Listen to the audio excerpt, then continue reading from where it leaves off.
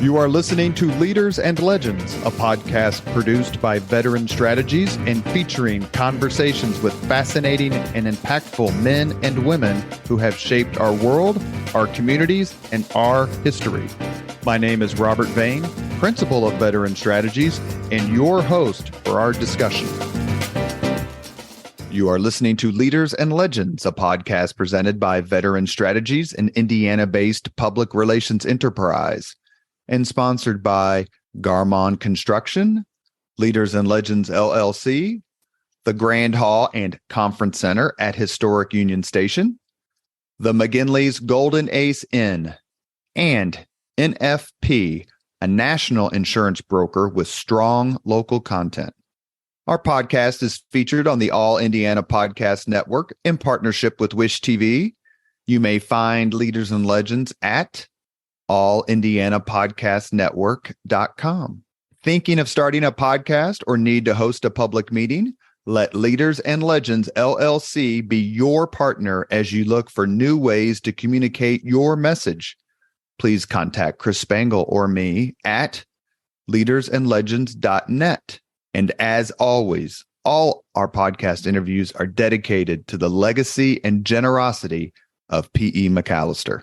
Thank you for joining us on the Leaders and Legends podcast. Our guest today is Gerald Posner. You've heard of his writings. You've seen him on television.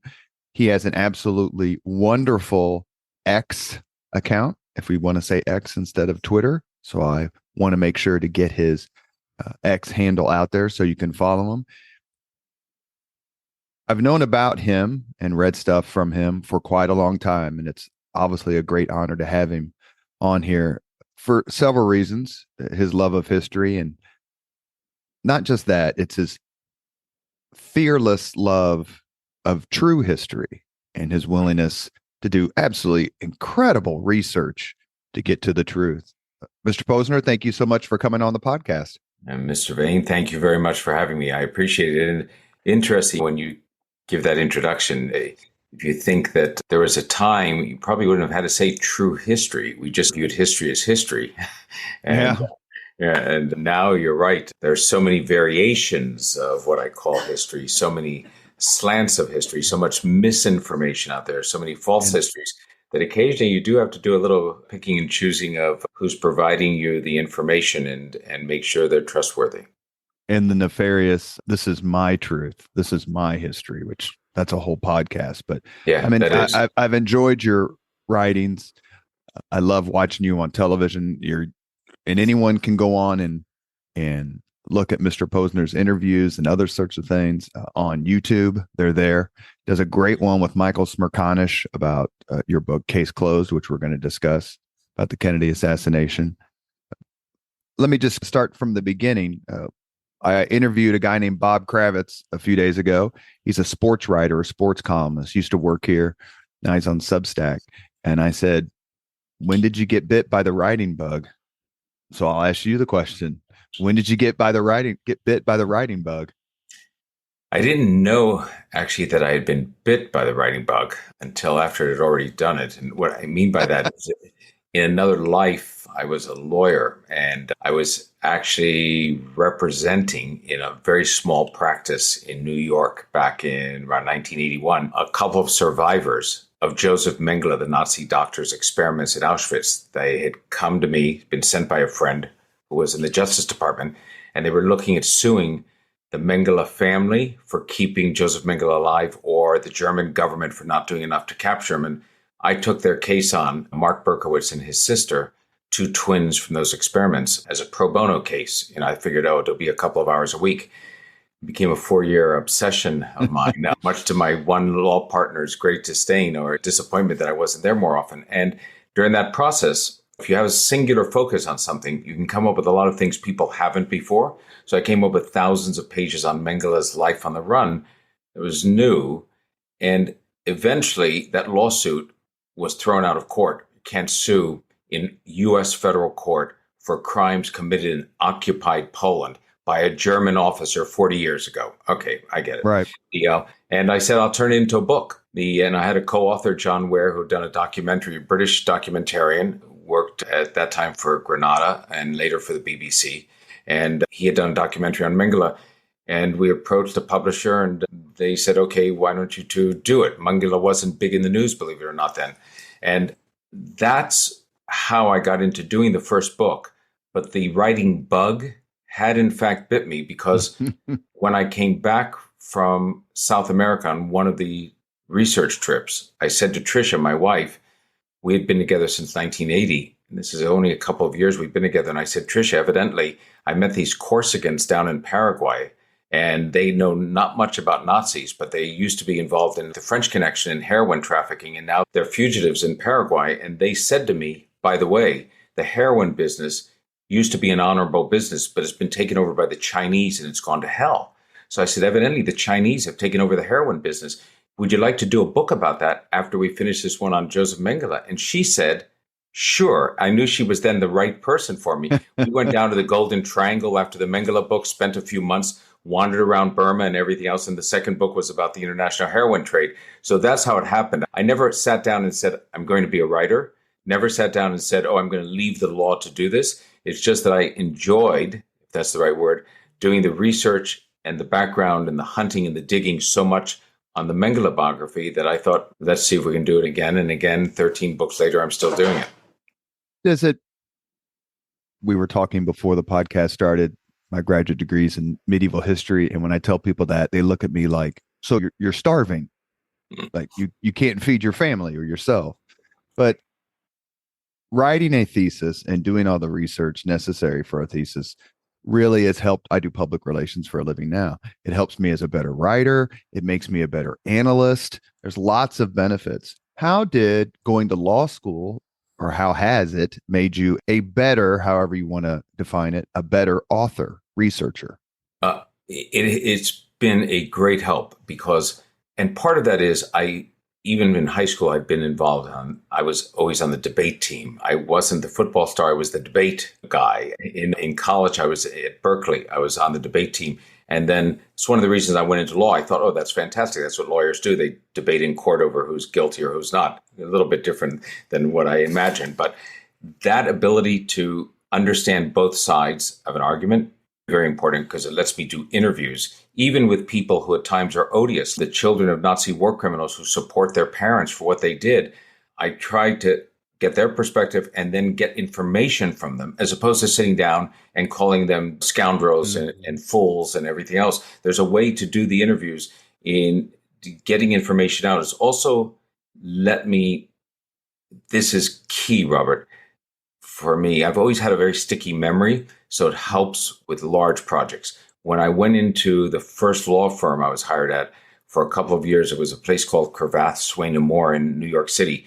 They were defending IBM on the charge by the Justice Department that IBM was a monopolist. It shows you how old that is. Sure. Who can think of IBM as monopolizing the computer business? The point is, the case had been going on from the last day of the Johnson administration. I arrived in 1978. Years later, the trial transcript was nearly 1 million pages long, a lot of exhibits. I was a young associate on it, and you made yourself useful to the senior partners by getting to understand the case. And I was able to do that in many ways. I knew where the exhibits were. I knew where information was. I understood how things connected. And that's the way my brain works when I go on a big project like the Vatican or the Kennedy assassination or whatever else. I'm not dissuaded by a project that's going to involve a ton of archival research or tens of thousands of pages of documents. That's the type of material I like. What often other writers will say, oh, I just have to stay away from that because I'll never get out of this. There's always a story to be told. And I like it when there's a lot of material there. So I think that the legal background helps to look at the credible evidence and to understand it. No better case than in the Kennedy case or in the King assassination, in which you'll have multiple accounts of a single incident taking place on the day of the murder. And you have to resolve which one you think is providing the credible information. And then as the writer, you have to present to your readers why you've decided that this information is more valid than what somebody else says that contradicts it. And maybe it's because it was contemporaneous in time, maybe because it's supported by other witnesses or by documents. But that process is partly legal and partly just the nature of doing good logical research. Was it, I'm going to use the word odd. That's not the right word. Was it odd to start your writing career, that aspect of your professional life, with a book on Josef Mengele? Did you ever think about starting out a little lighter? No, I guess, so one of the things that drove me to take the pro bono case, when I left that large firm and opened up a small firm, it was a public interest law firm. We wanted to do things that had an element that was, that served some public interest. Mengele certainly did that for us. Doing the Chinese triads and the heroin business was a bit of what I called bringing a spotlight to that. And I've seen that a number of times, whether it's talking about 9/11 or doing a book on the finances of the Vatican or the pharmaceutical industry or looking at political assassinations like Kennedy or that. Occasionally, after the King assassination, I took what I called a break. Doris Kearns Goodwin or David Halberstam used to take a break from their heavy work by doing a book on baseball. So I said to Tricia, we decide on book projects together. I said, how about a book on the business history of Motown Records? We both like Motown music, and that'll be light in comparison to everything else. And she said at the time, you're probably going to discover that maybe the Supremes were just lip singing their entire career or something. You'll have all the fans after you. So there is a chapter in there called Suitcases of Cash about how the artist got ripped off for a large time, but with nobody counting the royalties. But in the end, that was a bit of a break. It wasn't the same public interest, what I call motivation that gets me going. And I have to say, I know I'm very lucky to have publishers that will essentially now, I still have to convince them. I still get no's. Look, no's are part of the writing process. Mm-hmm. If you don't get no's, you're not proposing enough ideas. So I will propose something to a publisher and they'll say, no, forget about it. Sometimes I come back with it years later. That happened with the Vatican. It happened with JFK. But for the most part, if I come up with a subject they like, they may not pay a lot for it up front, but they're willing to let me go off without knowing what my conclusions are. I've given them a subject, but I haven't given them the answers because I haven't done the research yet. And a lot of writers come up and they say, I know what I'm going to say about this subject. I want to write about 9/11 and these are my final conclusions. That's fantastic if you know that, but I don't know that. And I follow the evidence, and part of the evidence is who agrees to talk to me. The sources that agree to speak to you are those who form your view of the world. Those who don't talk to you, you're not quite sure what happens. Sometimes you're chasing a part of an archive that you hope will be opened up. It gets opened up and you've got a ton of new information. Other times it stays closed, like with the Vatican secret archives. They kept them closed to me on issues. So you don't know what you'll have as the story in the book for a couple of years. And that's always a great, publishers don't like that for the most part. They like to know what they're buying. So they hate an idea that they're confident enough I will come back with a story, but they don't know if I'm going to come back with a big story or not. They didn't know when I did the JFK book that I was going to come back and say it was Oswald alone. I didn't know that. I'm lucky that when I do come back with those conclusions, they stick with it and publish me as opposed to saying thanks, goodbye, find another publisher. You are listening to the Leaders and Legends podcast. We are having a conversation with Gerald Posner. He has written more than a dozen books tackling a variety of subjects. He's an author and historian. Are you an erstwhile attorney or are you an attorney? No, I'm not. I'm everybody. I've used this line before. I wish it was the first time I was using it was here, but it's true. I'm everybody's favorite type of lawyer because I'm a non-practicing attorney. But I will say that, and I'll probably be punished forever for this in terms of writing. When you said before, and you get the writing bug. We used to live in New York City. We lived there I moved in 78 there. Tricia moved from London. We met in 1980, and then we didn't move out until 2005. So that was home for us. In New York, one of the first questions people ask you is, what do you do? And when you say you're a lawyer, when I used to say that in the beginning years, even if they don't like lawyers, there's some respect for the profession. They know you had to go to law school, you had to get the degree, you went to a firm. You say you're a writer, the response 9 times out of 10 is, you're so lucky you have the time to write. I've been meaning to write a book about X, Y, or Z. I just don't have the time. As if the only thing that keeps you from writing it is the time. I must just have a lot of spare time. And there's a respect for the profession in terms of law. And I do find that in those instances in which I'm going to, especially government sources, I'm reaching out to German former intelligence sources, or in England, reaching out to people in the police department who had been there, if I'm doing a story, or in the health department. And I put in US-based attorney and author. The attorney part clicks another part of the little box that says, okay, maybe not a complete maniac. And so I think that helps a little bit. That's great to hear, since my son's in law school. Where at? Robert McKinney here in Indianapolis. Yeah, fantastic. Just graduated. He just graduated? Just graduated from Purdue, and he just finished his first semester of law school. And in the public relations business, I always tell my clients that credibility is everything. When you message, credibility is everything. And being able to say you're in a situation where the law is introduced to the discussion or the confrontation or controversy, and you can say, look, I'm an attorney. Then the other person, especially if they're not an attorney, goes, okay, I can't throw all my law and order knowledge at you and cow you into doing what I say. So I agree with that. There is a lot of credibility that comes along with it, for sure. We talked just a few minutes about the Mengele book. It was your first one. It's called Mengele, the complete story, excuse me. You co-wrote it with John Ware, and I want to talk about a couple of other books that you've written. But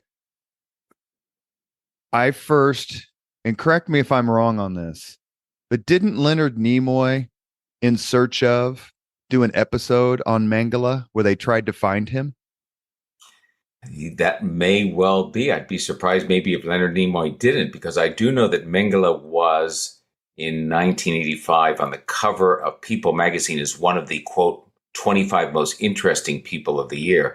They haven't put a Nazi war criminal on again as interesting persons of the year. So Mengele was making the rounds in 85 and 86, and maybe later Leonard Nimoy did do it In Search Of. I wasn't involved in that production, but I'm sure it was a good one. The reason I mention it is because it seemed to be for so many years, you just didn't really hear much.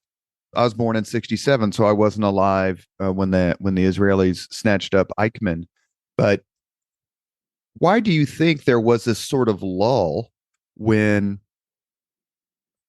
the pursuit, or maybe I'm wrong on this, the pursuit of Nazi war criminals just didn't have the same energy as it had before? No, you're absolutely right. As a matter of fact, so after Eichmann's kidnapping in 1960, then he goes on trial in Israel.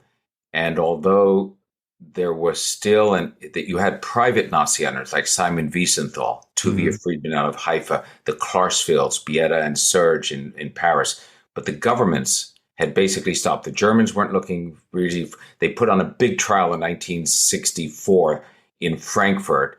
My wife Tricia writes about one of the protagonists, this pharmacist of Auschwitz, who ends up as one of a couple of dozen defendants in that trial.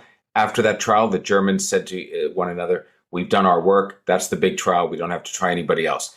The Israelis, I talked to the head of the Mossad, who was replaced the one who was there when they kidnapped Eichmann. And he said to me, I thought about Nazi war criminals in my 8 years running the Israeli Mossad maybe for 10 minutes, because we were fighting for the existence of the state of Israel. We didn't have the luxury of looking for Nazi war criminals any longer. So they weren't using their assets for it. And that's how guys like Mengele got lucky, because although they were high on the wanted list because they were notorious, the hunt for them had in many ways stopped the official hunt. And the private Nazi hunters, as I talk about in the book, didn't have the resources. They would get flooded with fake tips. They'd have him in Paraguay one day, and then in Argentina the next. Then somebody would say they spotted him and went bowling with him in Uruguay, and they didn't know what to make of them. So as a result, that false information helped them stay free. And by the time I was doing the lawsuit in 81, the only reason I was able to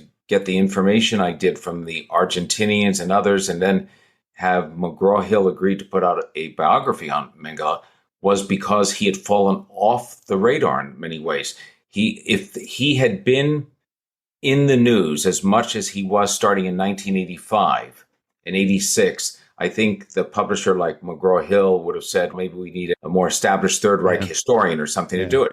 But nobody was looking at this somewhat unusual Nazi war criminal who was notorious but was out of the news. And then what happened in 1985, of course, was that we ended up having for the first time the 40th anniversary of the liberation of Auschwitz.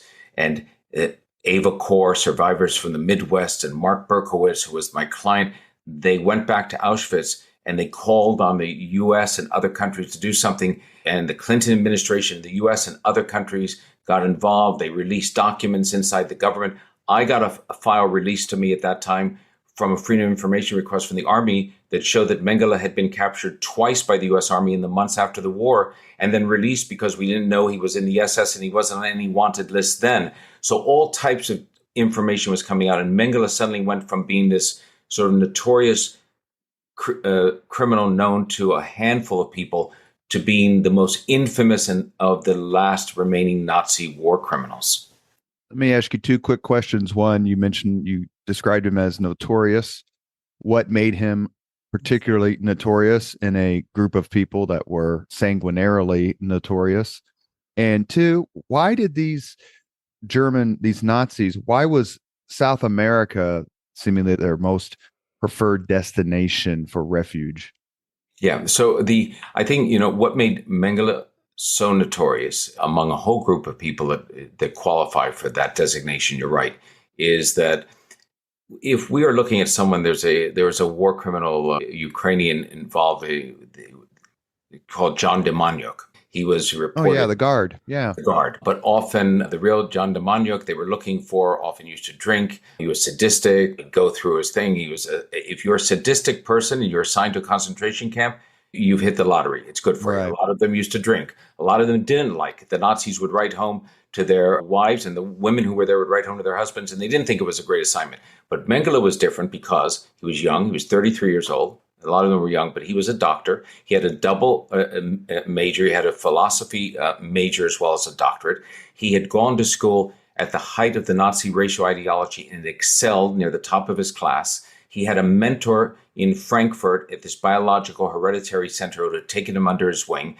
And Mengele, who had fought on the Eastern Front, the Soviets, and was wounded and got an Iron Cross, viewed the assignment to Auschwitz as a great assignment. He wanted it because it offered him human experiments. It offered him the chance to take twins, which was his specialty, and use one as a control and one for the experiments. And basically children, he conducted among 3,000 twins during his tenure at Auschwitz. This man who was brilliant in terms of his academic achievement, who would whistle arias from different operas, who read Goethe and German literature, was also capable of some of the most horrific human experiments on children. And then after the war, he didn't have a bad thought about it. He never had a night where he lost sleep. He never was burdened by a guilty conscience. He viewed himself as a true racial genetic warrior trying to create a better race. And I will tell you, no wonder he stands out as one of the worst to us, because we think with that education and background, he should have known better, but he didn't, because he's the example of science cut off from all morality.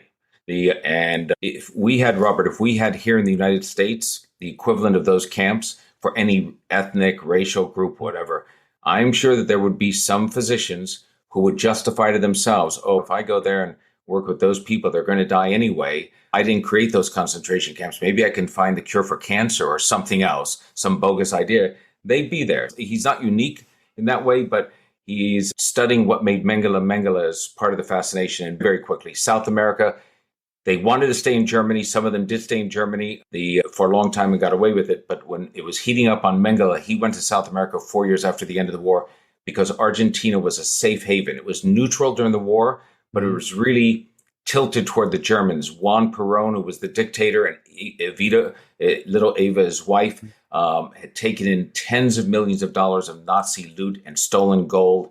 They had helped others escape. They got a cut of the pay for that. There were areas in Argentina, up in Bariloche, the ski resort, and that looked more German than parts of Bavaria. There are German-speaking communities.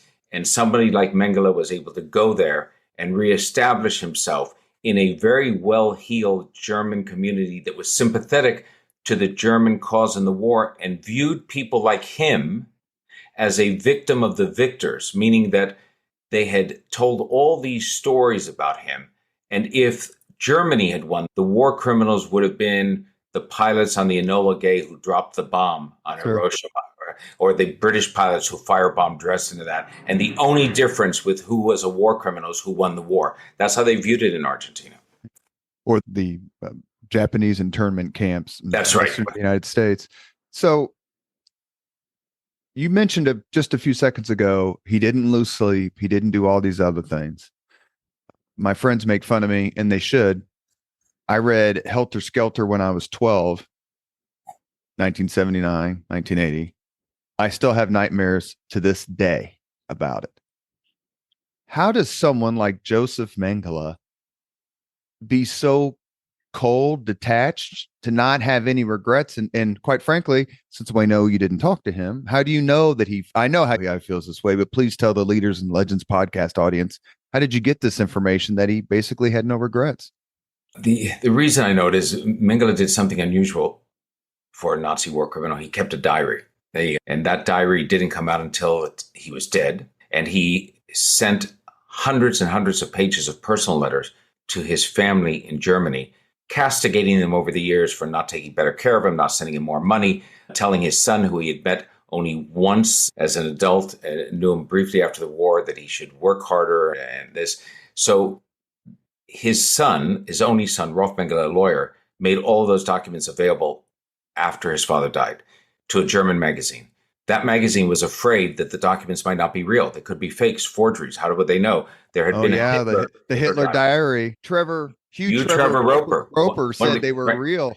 The Third Reich historian at Oxford, when the great Third Reich historian said they were real, got fooled, and then they turned out to be fakes. The German magazine called in a panel. They had the German FBI test the paper to see if it was the real. When it's a 1957 diary, is it really 1957 paper? The ink. They called in a group of historians, and they called me in to sit on a panel because I had all these documents that I had already had on Mengele.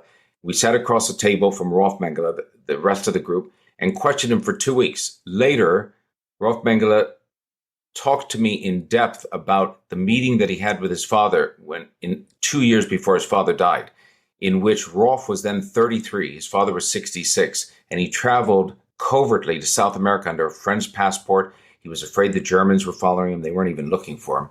And he went to confront his father over Auschwitz. He wanted to hear that this man he didn't know, didn't grow up with, he wanted his father to say to him, you know what? We had no choice. I hated it there, but those were orders. And if I didn't do it, I would have been killed. It was a horrible place. And I can't explain it to you. Instead, his father gave a full-throated defense for it and said, you'll never appreciate what we were trying to achieve in terms of genetics and racial purity. Don't question me about Auschwitz. And in those first days in which the son almost leaves, he ends up staying there a couple of weeks. That's the real Mengele. You find out what he really feels about it. It's not a fake defense. This is the defense of the true believer, who you ask, how is it possible that he doesn't have any empathy, that he doesn't have any feeling? Well, there were 50,000 Nazis in the administration of the concentration camps. Only 2 or 3 of them ever committed suicide. They went back to real jobs. They went back to nursing. Yeah. Those who didn't go to jail, they went back to being lawyers or accountants or whatever else. And part of the reason for that is they had successfully, in their mind, made the Jews and the Gypsies and those who'd been sent because they were gay and the Soviet Jehovah's Witnesses. Yes, exactly. Jehovah's Witnesses, those who are disabled, as less than human. They took away their dignity. And when they were dealing with them in the camps, these people are surviving on 600 calories, 700 calories a day. They're emaciated. They look like walking skeletons. They haven't bathed. They are fighting over a scrap of food. And the Nazis view them as this less than human remnants of the Third Reich. It's a remarkable mass psychosis that takes place among a Western country that gave us some of the great philosophers and music and everything else of time. And so it really makes us uncomfortable. Not to say, and I don't mean by that, to diminish in any way, let's say, the 4 million killed in Cambodia by Pol Pot, the great massacres that have happened in Africa. But I think that as a country that had largely been derived from Western or Eastern Europeans, Americans at the end of World War II were even more shocked than the Germans were behaving in this unbelievable level of cruelty. Shouldn't have been. Should have been no more surprising than the Japanese doing it in the Far East, but somehow it seemed as though it was. And that's, correct me if I'm wrong, but that's one of the reasons that people like General Patton and others were telling Eisenhower and Bradley and these other folks, look, you've got to come over here. You have to see what's going on here. And then Eisenhower and other generals pulled the people out of the villages, made them go through it. You have to go through and see this now that we've done it. No one will be able to say that it didn't happen. And then, of course, there are people who say it didn't happen. Yeah. No, what you said, though, is so interesting because you're right. Thank goodness for Eisenhower's decision to do that. Patton urging him to do it. Then Eisenhower decides, well, we're going to make people all, because the American military was hearing the same thing. I see some of the early counterintelligence reports, the CIC reports. They're going into villages right outside of these large concentration camps where people have been slaughtered in large numbers. And that what they're hearing from all the residents, even those who worked on the train system, worked in transport, provided food, they said, oh, we didn't know. We didn't know what was happening just 6 kilometers away. You're kidding. You mean people were killed? It was a clear lie. And forcing them to go back and see it, even no matter what they heard, was a very telling moment. You see some of those black and white films of the villagers going through that, or the people from the city averting their eyes, not wanting to see it, the rotting corpses in the mass graves. It's still helter-skelter stayed with you and gave you those uneasy nights. I read The Rise and Fall of the Third Reich a few years after it was out. I must have been around your age at 12 then, and it had an impact on me. And then William Shirer's book, and then got me into Escape from Sobibor and Babi Yar and Mila 18 and all those things. So I was a Catholic kid in Catholic school with Sisters of Charity as my teachers, and then on to Jesuits in high school, and somehow obsessed with the Holocaust. But those images stayed with me forever. Let's talk just for a minute, please, about another book, and then we'll get to your book, Case Closed, which had some phenomenal reviews by people who know what the hell they're talking about. But I want to ask you about another book very quickly. It's called Hitler's Children. Sons and daughters of leaders of the Third Reich talk about themselves and their fathers. I was astonished by some of the things that were in it, and I can't put it any other way. In current society where we're forced to, or people want us to apologize for stuff that happened 1,000 years ago. We have to apologize for the Crusades, started in 1095, right? Council of Claremont, good old Pope Urban II. Did you get that sense that the guilt transferred from generation to generation, or was it more of, I had nothing to do with it, I can't speak for Dad? Yeah, I think it's a bit of both. So I clearly believe that you can't blame the sons or daughters for the sins of the father. I get that. But you can blame them if they're carrying water for their father, if they're saying still, by the way. I have a YouTube video, 18 minutes of a YouTube video, an interview with Josef Mengele on the Phil Donahue show. For most of your listeners will have never heard of Phil Donahue, but for those who did, he was an early television talk show host. And I take Rolf on there. I criticize him for not having turned his father in. And he says, I would never turn him in, even though I think what he did is disgusting, because he was my father, and I still wouldn't do it. And people respond to that. There are thousands of comments on that video. Some say I understand it, and some condemn him. What the children do afterwards, one of the children, Wolf Hess, whose father was Rudolf Hess, the deputy Führer to Hitler, slavish follower of Hitler, flew over to England to try to come to a peace deal and then spent the rest of his life in a British jail. His son was a real neo-Nazi supporter of the far right as his father. He hated the British because they had done that with his father. And Tricia, my wife, who is Jewish and British, met him. I said she does interviews with me. She was very reticent about that meeting, and he was fine with her. He picked her up at one point on a 55th Street in New York City and gave her a bear hug. I was afraid for a moment he was going to slam her to the street, but he didn't. And so it was an amazing process to get into their minds, because his view, if you read the Hess chapter, I find what he says, he's now deceased, to be objectionable. I condemn it, his support for his father and his revisionist view of history. But he didn't mind saying it. He just wanted to get it onto the record. And so it's unusual, because people think that I've always been a believer. When I go to interview these people, like the second generation, I say to them, I'll tell your story that you want to tell, but I'm not guaranteeing that you're going to like it. because I'm also going to provide my own history and review about your father. And it may be very different than what you think. I never say to anybody, I'm going to tell your story and you're going to like it. I think that's a sure way to end up in trouble, because people, then it keeps your hands stuck. And the dozen people that I interviewed in that book were the dozen children that agreed to speak to me. Rolf Mengele had been the first. And that's where I got the idea. But in the end, by luck, 6 of them ended up condemning their fathers vehemently. A pair of sons, brothers, to Hans Frank, the Governor General of Poland. They both condemned him, but one said it was a great father, and the other one just thinks he's the devil. It's amazing to see the difference in how children are on that. And then 6 of the children still supported their father, somehow had some delusional aspect or denial about what their fathers had done and why they weren't really guilty of anything. Given that, this is an awful question. I always like to tell on myself when I either don't know what I'm talking about or about to ask a question that could be construed as wrong, tough. Did the Goebbels therefore do their kids a favor? Oh, yeah, very interesting. What a way! Even the dog, the family dog.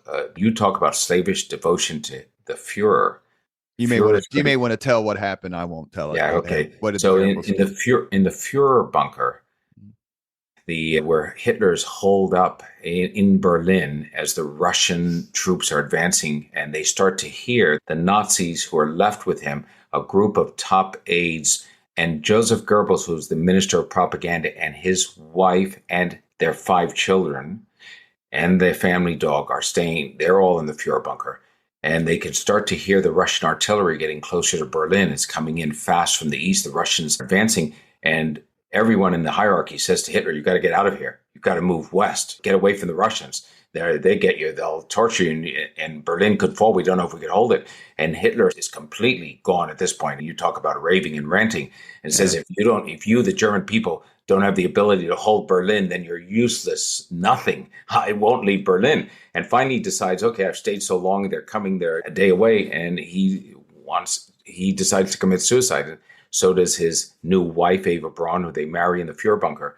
And Goebbels is there with Martin Bormann, who's Hitler's private secretary, who's a big ranking Nazi. Bormann escapes. He wants to get away. He tries to get to South America, but he gets killed by a tank a shot as he's trying to flee from Berlin. He doesn't want to die for the Third Reich, but Goebbels says, I'll die with the Führer. If the Führer is not going to live, I can't live. And not only does he decide to do that, but his wife decides the same. And they first administer the poison to their 5 children. If you see a picture of Goebbels' children, they look like, Goebbels doesn't look very Aryan, tall, blonde, but the children look like the image of these young, blonde Aryan children, these very innocent kids. And even the Blondie, the family dog, is poisoned first. And I can't think of any sort of sign of madness more than Jim Jones, the preacher, 900 people dead, and some of them knowingly drinking the poison. We've seen some crazy things over time. That moment in the Führer bunker, when you're killing your own family, your own children, is remarkable. You are listening to Leaders and Legends, a podcast presented by Veteran Strategies, an Indiana-based public relations enterprise, and sponsored by Garmong Construction, Leaders and Legends LLC, the Grand Hall and Conference Center at Historic Union Station, the McGinley's Golden Ace Inn, and NFP, a national insurance broker with strong local content. Our guest today is the award-winning, best-selling, and anger-inducing. Am I 3 for 3? Yeah, I think that's 3 for 3. That's pretty good. Gerald Posner. We're discussing some of his works. It's an honor to have you on the show. I want to ask you about that, what I just mentioned in jest, and then spend the rest of our time talking about Case Closed. Case Closed, your book about the JFK assassination. When you go to write a book, especially the ones that you've written, you are going to upset people. Just as you said a few minutes ago, you'll tell your story, but I'll also have a take on your story. How do you forge through that? Or does part of you enjoy that?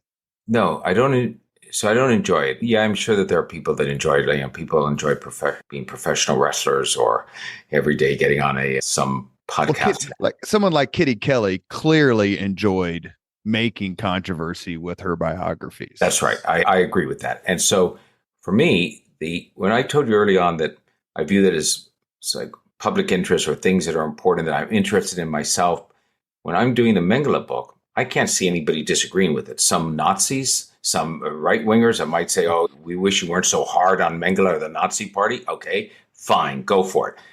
I can't see people getting that upset about Chinese drug syndicates running the heroin trade. And the same about Hitler's children. Now, with the Kennedy book, it wasn't supposed to be a book that said, here's who killed Kennedy. It was supposed to be a book with a lawyer's background. I'd gone to Random House with an idea before Hitler's children and said, hey, I've always had an interest in the Kennedy assassination. I was in law school from 75 to 78 in San Francisco when the House Select Committee was doing its work. So I've always followed it. And I know one thing. I haven't studied it in depth, but I know it can't all be right.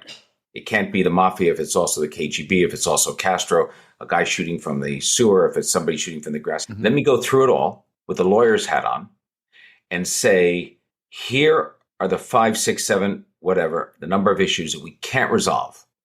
Those are the mysteries remaining in the case. And everything else, I'll debunk it to show the fake stuff out there.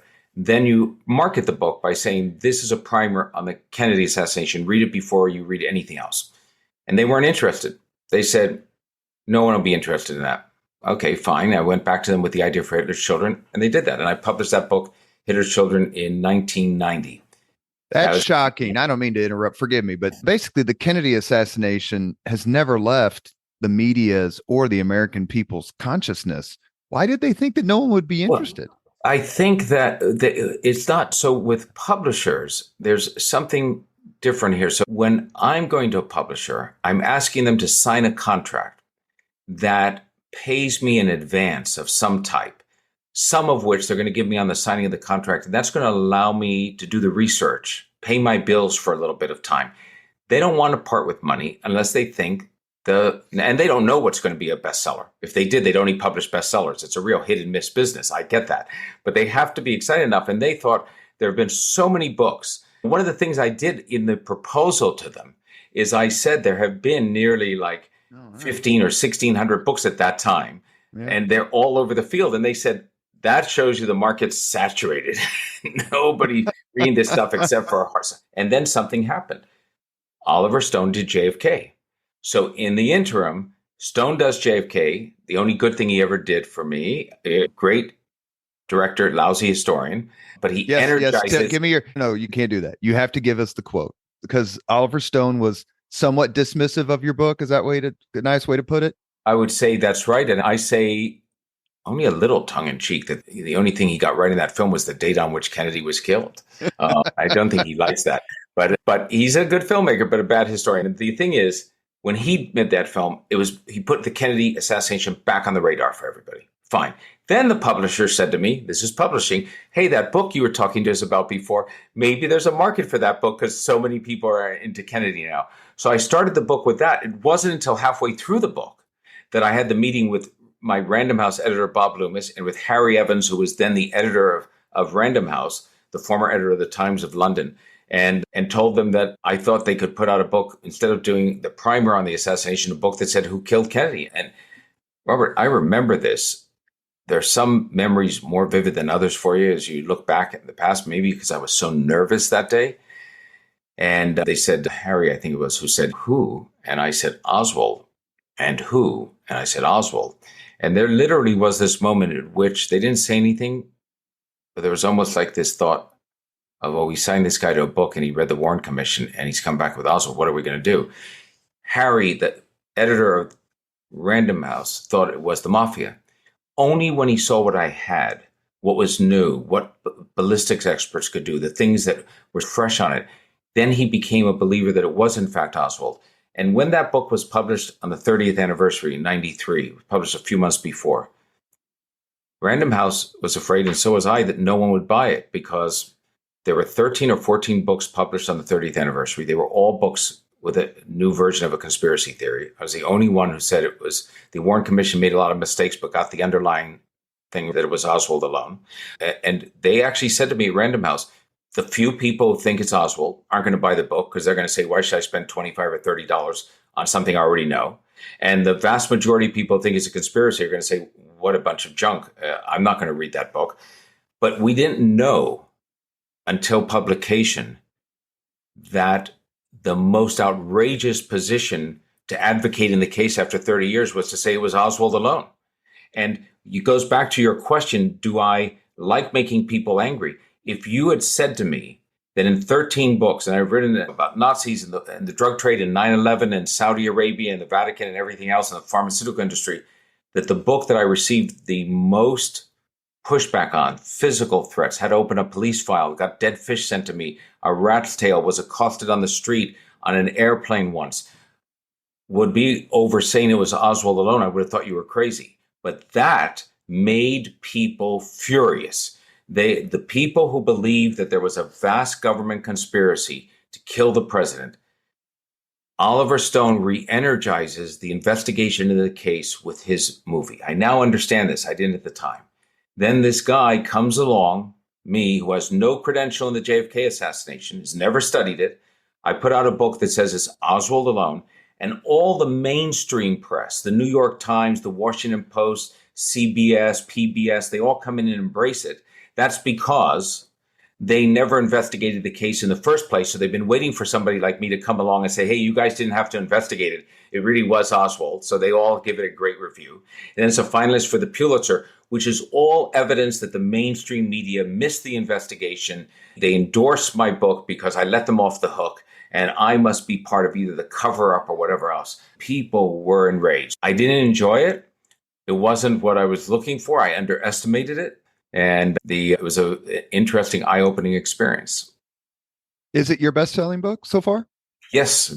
I say all these years later, Case Closed sold more copies than any other book. And by the way, as a sidelight, if you want to compare Assassination to Assassination, for readers or listeners or anybody thinking of writing, in 98, I put out a book on the King assassination, and much more complicated case, believe it or not. JFK is not a piece of cake. I don't mean to say that, but the King assassination is really tough. And James Earl Ray, I do think prompted by money, maybe had some help from his family members, although they'd always denied they'd helped him, and a much more tougher character to figure out, a 40-year-old assassin versus the 24-year-old Oswald.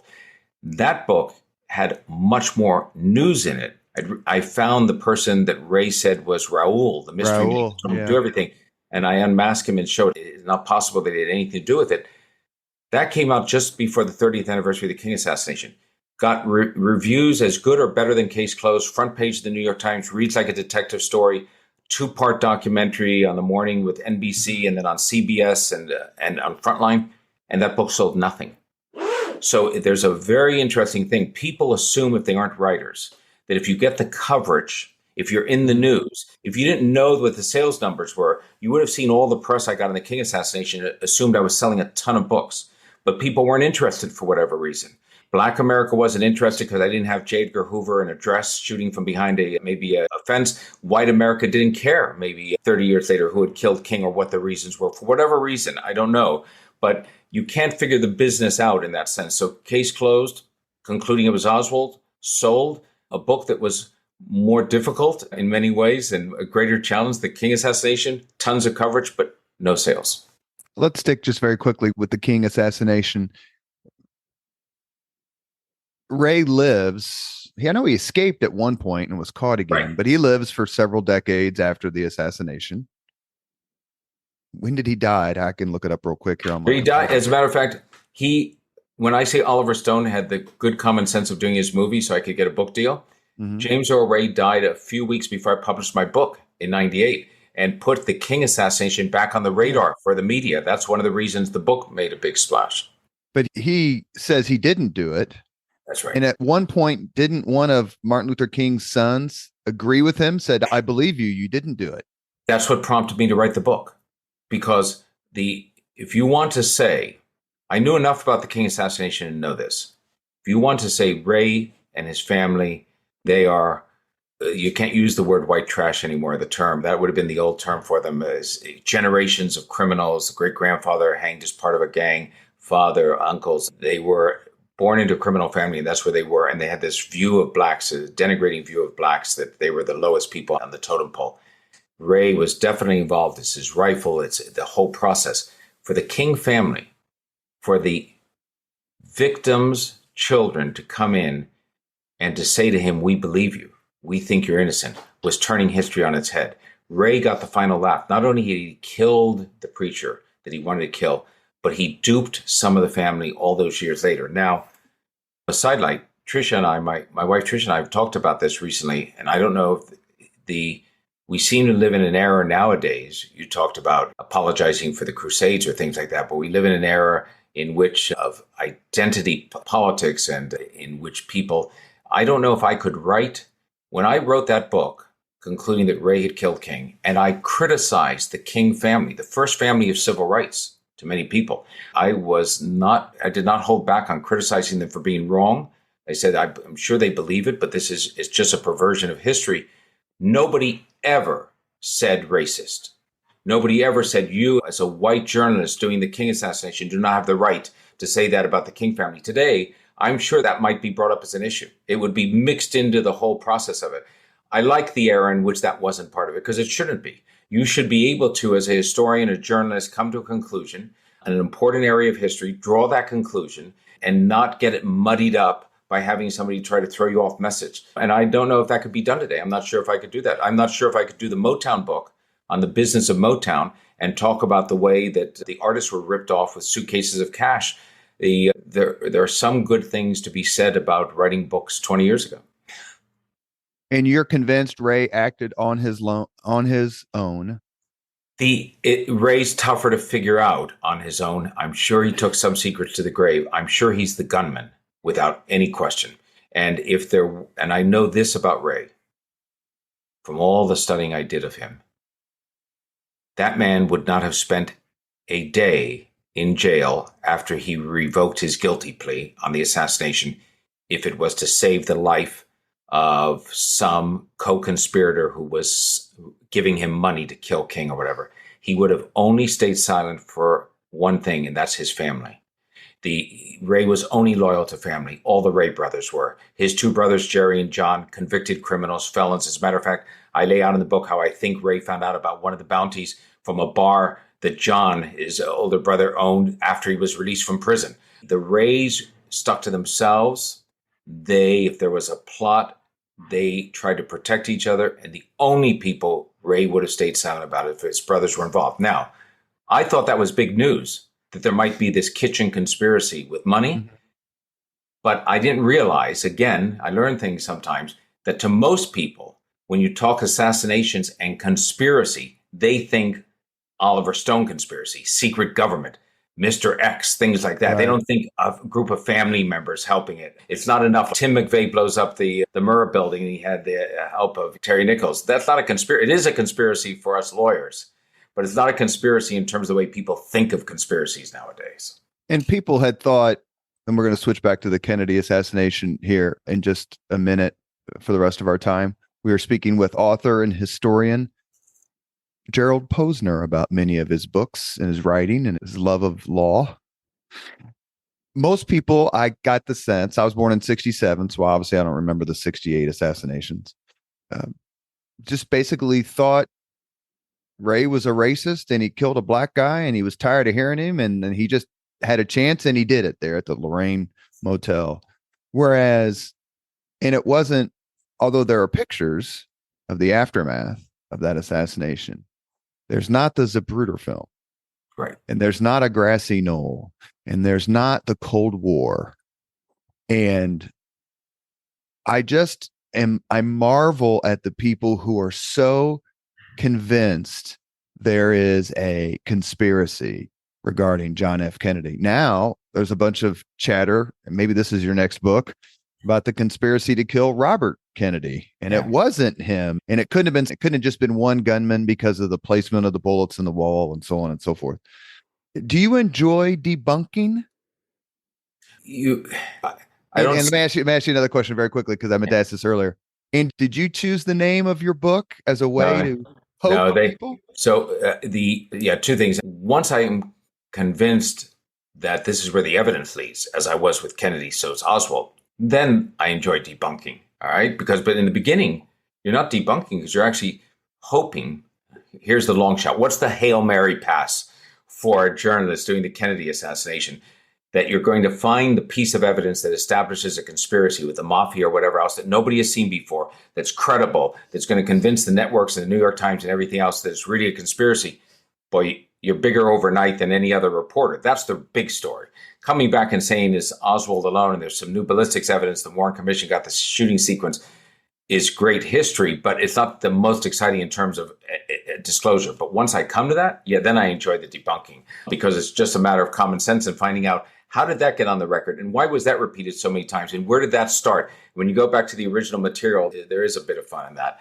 Publishers, I don't know if I've ever had a book title I've submitted on a proposal that's worked as a book title in the end. Publishers end up choosing the book title together in consultation is the word the contract uses with the author. And I don't know if it was Harry Evans or Harry was he was an aggressive journalist. He had founded the Insight team at the Times of London. That was a team of investigative reporters that went off and broke the DC-10 safety stories, the thalidomide stories, a lot of stuff. So he knew how to market things. And when we had Case Closed bouncing around for a while, I remember asking Bob Loomis, my editor, I said, do you think it needs a question mark at the end, Case Closed? And he said, no. He said, you've made the case and we're going to put it out as Case Closed. Now, I understand that's an inflammatory title. I get it. That makes people crazy. It's a good marketing title. If you're thinking of marketing, there are a couple of good titles in the Kennedy assassination. Mark Lane came out with one of the early conspiracy books, Rush to Judgment. We use that as part of our vernacular now. That's pretty good. Another one called Best Evidence. I think that's pretty good. But, so Case Closed is certainly in a case in which most people think it will never be closed, is a provocative title to say the least, and might be some of the reasons for so much grief. And have you changed your opinion on it at all? Has anything new come out? I've done an afterword for the 60th anniversary that is only on the electronic version, the digital version, because the print people say when we do a new edition, we'll do it. So the digital edition has a new 4,000 word afterword that sort of brings you up to date since the last time I've done one, which was 20 years ago, about what's been released in the files and how they haven't shown anything different than what we expected, with 4,000 files still left. And then also discusses the disclosure of this Secret Service agent who came out with a book this last year that said, I found a whole bullet at the scene, which I think, and I explained this in some detail, resolves the issue of how the single bullet, the so-called single bullet, what Oliver Stone calls the magic bullet, that ended up on a trolley at Parkland Hospital. And so I think we finally have the answer from that. I haven't changed. I think the information that's come out from the assassination files over the years and from eyewitness accounts like that Secret Service agent have bolstered the conclusion that I came up with in 93. Flynn Hill was a Secret Service agent, and he is most famous for the picture, the film of him climbing on the back of the Kennedy limousine as Mrs. Kennedy is climbing, I believe, to retrieve a piece of the president's skull. He came on the podcast. It's one of my favorite interviews. He was incredibly gracious and forthcoming. And I told him, I said, look, I don't care about any conspiracy. I just want to talk to you about the day. And I didn't really ask him, but if memory serves, he didn't come up with some giant web. What struck me in interviewing Clint was his saying Oswald had all the advantages. He was concealed. He was behind us. He was an expert shot. The idea that he couldn't get off that many shots so quickly, that accurate, was a joke. Do you agree with that? That Oswald on that day had every advantage? He had the advantage in that nobody spotted him during the time his rifle was sticking out the window. One construction worker did down on the street level. A guy called Howard Brennan later provided the description of police, mid-20s, brown hair, Caucasian male, that sort of went out as the all points bulletin. Really, not enough people saw it to point up and say, oh my God, there's a rifle there. The day was clear weather. There had been a forecast when the Dallas papers had run the motorcade route a couple of days earlier. They said chance of showers would have meant maybe the bubble top would have been on. It's not bulletproof, but that would have made it tougher for Oswald to be able to get a clear shot, especially if it was raining. He says he's a good shot. He's a good enough shot that day to pull off the assassination. What I mean by that is 3 shots. The first one misses, and you start the assassination clock running when the trigger's pulled, because the bullet's in the chamber. So he pulls the trigger, that shot misses. It deflects, it goes 500 feet out, doesn't hit anyone in the car, hits a curbstone and wounds a bystander, James Tague, on the cheek. Now, we know how long to the next shot, because you can see when the single bullet takes place around frames 224, 225 in the Zapruder film. That Zapruder film is our clock for the assassination. It's 18.3 frames to a second. The Oswald then has 3.5 seconds to redo the bolt, pulls it back, aims again through the 4-power scope, fires, not a fatal shot. Wounds the president, the high neck, rear shoulder area. That's the bullet that goes on, I believe, to then wound Conley. At that point, he has 5 seconds for the final headshot, which is at frame 313. If the driver of the limo had made any evasive maneuvers, if the driver of the limo had hit the gas pedal and was zooming out of Dealey Plaza, as he testified to the Warren Commission, he was the oldest member of the security detail that day. But instead, the film, the Zapruder film, doesn't lie. It shows the driver of the car, which had been moving 10, 11 miles an hour in the slow motorcade, turning around and looking back at the president at the moment of the headshot. So the car is slowed to about 5 miles an hour, making no evasive moves. The president doesn't fall over. He's got a back brace on. He's wounded from the second shot. His head's rolled a little bit to the left. Jackie's trying to push down on his elbow, which is raised up.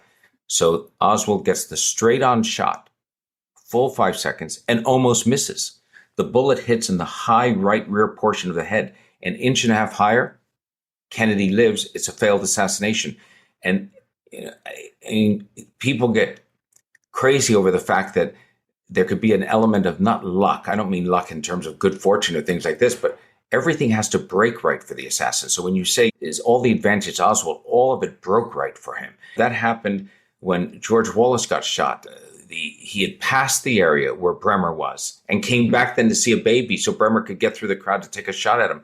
When Sirhan's the Archduke Ferdinand? Exactly, an assassination that didn't have to happen. When you think about it, unlikely if his driver knew where the hospital was, would have been completely different. So those are the things. And a moment ago, you're right when you say that there's more speculation because of the nature of Kennedy and Camelot and the best and the brightest, and then what happened afterwards with Vietnam and Watergate. And we tend to think that it all would have been different and better under Kennedy. People like to think that. And so maybe there's not as much fascination with King, but I think that King and Kennedy, both assassinations, though, even though Ray was caught, there was still a lot of people that weren't sure he was the assassin because of one factor that's common to both, and it's unusual for assassinations, and that is that a high-powered rifle is used at a distance. We are accustomed to the Archduke, to the Sirhans, to the Bremers, to the Chapmans, with somebody rushing up with a pistol, shooting the person. You tackle the gunman. You know at least who the shooter is. Now, you don't know if there's a conspiracy, but you know at least one shooter is the person with the pistol. Here, in both of these assassinations, you have the high-powered shot from a rifle from a distance, and in the immediate aftermath of both assassinations, the assassin gets away, and that means people think of, oh, Dave the Jackal, a hired assassin. This is a pro. What a great movie. Yeah, great, and they think it must be. And then, in both cases, the assassin's rifle is found at the scene. In Ray's case, it's dumped in front of a storefront, in front of the flop house from where he fired the shots. In Oswald's, it's on the 6th floor where he had fled from. And people say, oh, come on.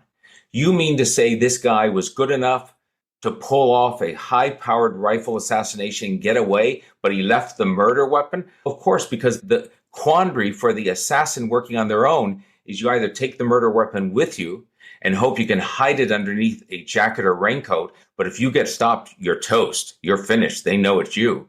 Or you have to dump it somewhere and hope it's going to take them a few days to match it up to you, and you're going to get away and out of the country. And there are a lot of reasons why, but I do understand why people initially say, and then they find out about Oswald and Ray. They say Ray's a 3-time loser and he ended up in London and he pulled off the assassination. I don't believe it. Oswald's a 24-year-old loser in life and he killed Kennedy. I don't believe it. So I understand why people are resistant to thinking they're the shooters, but that's why you got to get into the facts.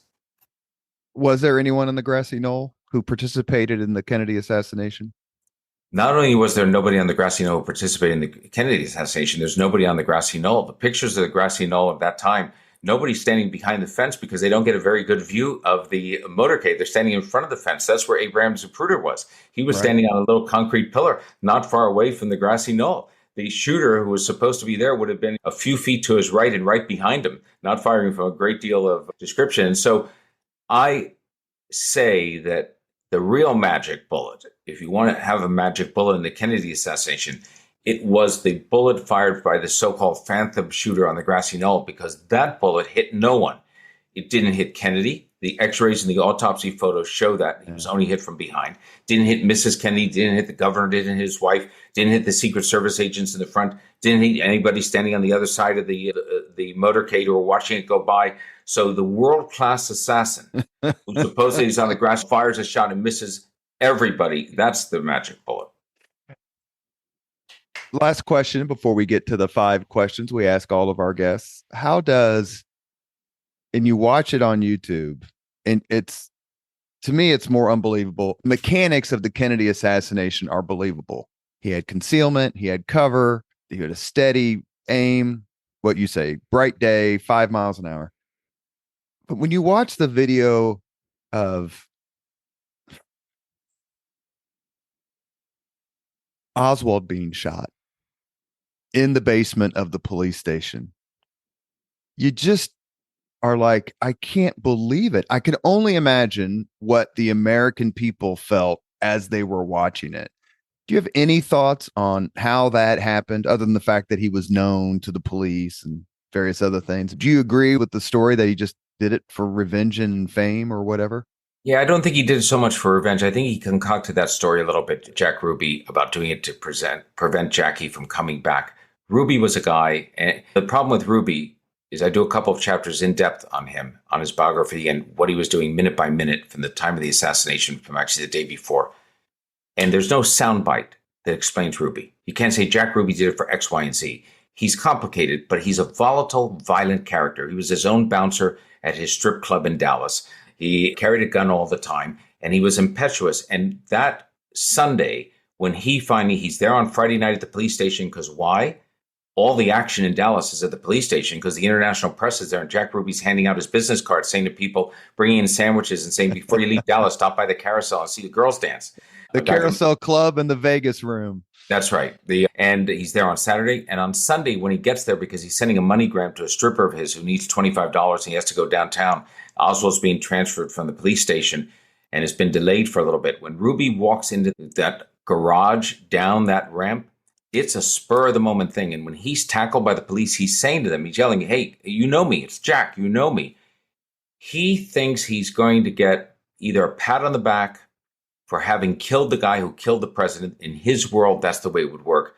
The very worst he could get is a thing called murder without malice, which is they had a law in Texas at that time. You kill somebody, you didn't really hate him, you could get 5 years. And he was shocked when he got the convicted of murder. That case was on appeal, but Ruby screwed it up for all of us that are interested in history, because by killing Oswald, he guaranteed Oswald never gets to trial. We never see the evidence. It looks like I was suspicious. Originally, if you asked me before I did the book what I thought might be the answer to the Kennedy assassination, I would have said the mafia, because of Ruby's killing of Oswald. Then I find out that the mafia in Chicago knew nothing about Ruby. There are these tape recordings of them when they didn't know they were being recorded. They didn't know who the hell he was. So there are reasons not to believe that afterwards. But at the time, he makes us all suspicious that if James Earl Ray had been killed 3 days after he was in police custody by somebody with ties to the KKK, we would be much more suspicious about the case. Booth, Prince Oswald, Sirhan, Berkowitz, Ray, Hinckley, all these losers. We forget Squeaky Fromm came within just a few inches of killing President Ford. We've reached the point in the Leaders and Legends podcast where we ask the same 5 questions of all of our guests. Mr. Gerald Posner, are you ready? I am indeed. And these are not Posner-esque questions. That should give you a hint to how easy they are. What was your first job? My first job as a 14-year-old kid was putting on wire hangers at a dry cleaners in San Francisco for a couple of bucks an hour, this like foam that they had that went over the wire hanger. And that was in the 60s. My parents were convinced I should work early. My first real job was working at a law firm as a clerk. What was your first? You grew up in the era of concerts, the great concerts. What was your first concert? My first concert was Vanilla Fudge at the Fillmore West. And my favorite concert during that period of great music out, or what I view as great music, at least, my wife would disagree, was the Led Zeppelin at the Greek Theater in Berkeley. Which album? And this was early on. They just come out with Immigrant Song. And so the Greek Theater holds like 1,500 people, no stadiums, nothing else. This was a time when they were playing smaller venues. And so we thought it was pretty great. And what was great about small venues at Fillmore West was that you could stand near the speakers, which were some decibel level that today would be closed down by some health authority as being damaging your hearing, and that you could have your ears ringing for another 3 days. If you could suggest any book for someone to read, which book would you recommend? A World War II book that I love is Rise and Fall of the Third Reich. If you want the overall history, it's a great job of putting into a single book but there are too many good books. You mentioned, you mentioned before, Helter Skelter is a fascinating take on that crime, and my list of books that I like is long. Bugliosi was somewhat critical of your Case Closed book because he wrote a book on the JFK assassination. Yeah, as a sidelight, I know this isn't part of the 5, but I'll give you, this will come in as 2.5. So Vince and I used to go out. We met each other around 1989 or 90, and we went out to a few college campuses and debated the legalization of drugs. He was for it. I was against it. How's that for an unusual thing? So that was it. And he said to me at that time, I'm thinking of doing a book on the Kennedy assassination. And I said, I tried to do one, but my publisher wasn't interested. And then we weren't in touch. The next thing he knew, I put out Case Closed in 93. He put out his sort of large tome about reclaiming history, 10, 15 years later. And he couldn't put it out as Case Still Closed. So he had to do, it was longer, more detailed. Right. He took a couple of shots, but I never minded that. His is a very good book. And his thesis on Helter Skelter was, it's been challenged ever since the book came out. But this fellow, and he was on Joe Rogan, and I can't think of his name, but the CIA, the Manson murders and all that sort of thing. And I've read that book, and it's actually very interesting because it makes you think for a second. It's presented very well. And what I have to remind myself always, sometimes, not always, I sometimes forget. So Bugliosi is a prosecutor. Right. And he's not a natural journalist. So he's writing books as a prosecutor. He did Helter Skelter that way. It's his case. And he does Reclaiming History that way. Some people think that I sound prosecutorial in my Case Closed, but I'm trying to do it as a journalist. I don't have a prosecutor's background.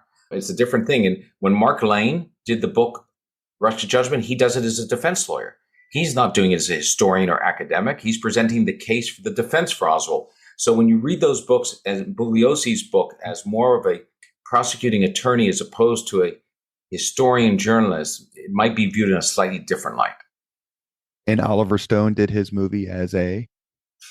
Oliver Stone, I think, is a true believer. There's no doubt that he put that movie out not just to make $1. He put it out because he thought that was the truth.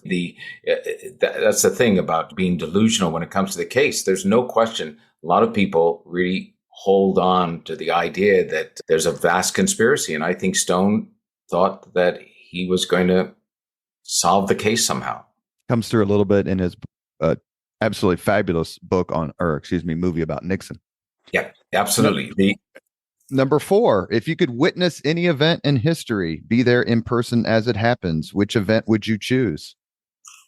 I think the 3 days after the crucifixion. I'd like to see, I know I'm the doubting Thomas, raised Catholic, but I'd like to see the resurrection. It'll tell me the resurrection happened, not happened, or change a lot of history if I know one way or the other. I could then do the Case Closed and say, all right, no more thinking about it. This guy actually did rise from the dead. 3 days later, he's God. Or didn't happen, I'm sorry to tell you, and we can avoid the Inquisition and the Crusades and everything else. And giving up sweets for Lent. And giving up sweets for Lent. And we also have to dismantle the Vatican and sell off its art. Number 5, if you could have dinner with anyone living today, 2 hours off the record just to chat, whom would you choose besides your lovely wife? This might sound odd. I might have said Putin to you a year ago, just because I had to get into finding out what he possibly could think he's doing that isn't going to destroy half of Europe. But today I would actually say I'd like 2 hours off the record, believe it or not, with Elon Musk. Because I know one thing, there's nobody that's going to, in 2 hours, change my fundamental view of the world and how I think and how I go about things and my own sense of integrity. But I have no doubt that 2 hours with him off the record would be entertaining. And 2 hours of entertainment would be fairly high standing. I hate to say this, but as a free speech absolutist, I guess I don't hate to say it, they should carve his face on a mountain for what he's done for people who just want to have an honest dialogue. Yeah, so it's interesting you say that, because I've written about this on my Substack and the attack on free speech and how we consider ourselves to be a society where free speech is protected, but it's free speech is protected unless you say something that the people who are in charge don't like. And one of the best things that has happened on X or Twitter is the idea that you can go ahead. There are going to be people on there that you can't stand. There are going to be people saying nasty things. And those are actually the people you have to defend the right to do it. That's how I grew up. I grew up thinking that I remember the fight over the Nazis marching in Skokie. Yeah, no one wanted it except for the Nazi supporters, but the people were standing up for their right to do it. And one of the great disappointments over time, the ACLU, which everybody used to hate in Middle America because they used to come out and support the Nazis, they now come out against people's right to speak at universities, or conservatives to talk about gender or whatever else. They say, oh yeah, we're against that because that's hate speech, or that's triggering somebody, or that. And come on, Musk is absolutely the extent to which he has restored a public square that allows all types of discourse, some of which I don't like at all. And the one thing that is good on this is you have a block button.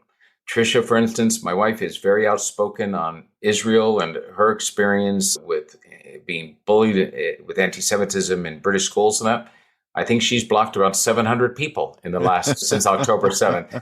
Some nasty, virulent, nasty people. But that's the great thing. You don't have to have them in your backyard if you don't want. May I ask you one very last quick question? If you could solve one mystery controversy other than, of course, Christ and the resurrection, like in the last couple hundred years, like there's this mystery out there about whether X really happened, or I just did a podcast on Jack the Ripper. What would you want to solve? This guy did it, or she did it, or this happened or didn't happen? No, Jack the Ripper would be fantastic. Of course, Patricia Cornwall, very good nonfiction writer, took the title Case Closed on Jack the Ripper, put that out after Case Closed on the Kennedy case. And most of the Ripperologists said, that's not right. No, that's not right. I love that. It didn't solve anything. The Ripper would be fantastic without any doubt. But I also think that what would be great, my inkling, my bias is formed by Michael Shermer, who you've had on, or you've talked to, Shermer on extraterrestrials and unidentified flying objects, and that he thinks that there's no such thing. That's what I tend to think as well. But I'd be willing to change my mind if I could investigate it and find something different. I don't think I would, but that's really the challenge as an investigator, is to go into something. People say, I went into a subject and I had no view of what I thought. That's not true. We all have a feeling about some big subject if you're raised with you, but you don't know if you're right. So I think that we haven't seen them, but I'm willing to be persuaded otherwise. And I'm not saying that to have your listeners inundate me with emails about new sightings, but that would be fine for me. Before we sign off, does Mrs. Posner have any fact checking she wants to? Trisha, any fact checking you have? No. You're good. I'm good without that. Yeah. No. We just want to hear her accent on. I just say, okay. Last thing, I leave your listeners with this, so they before they start to just turn it off on their own.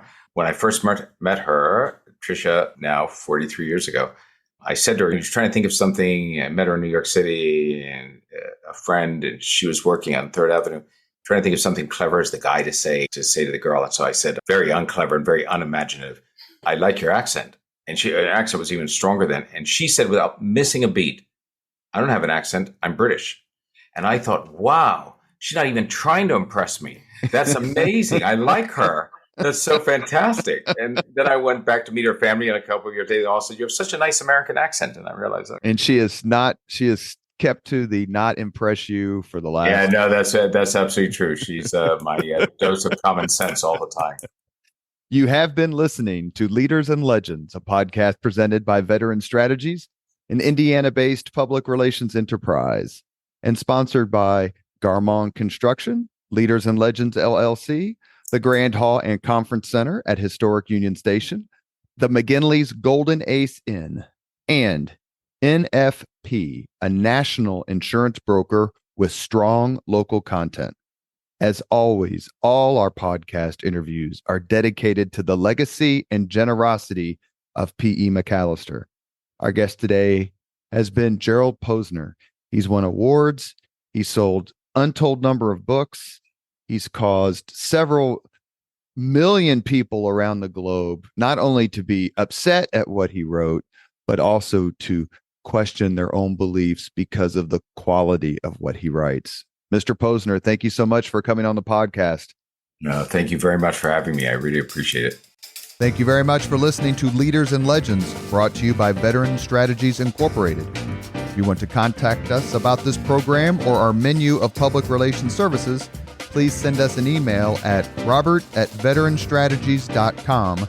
That's robert@veteranstrategies.com.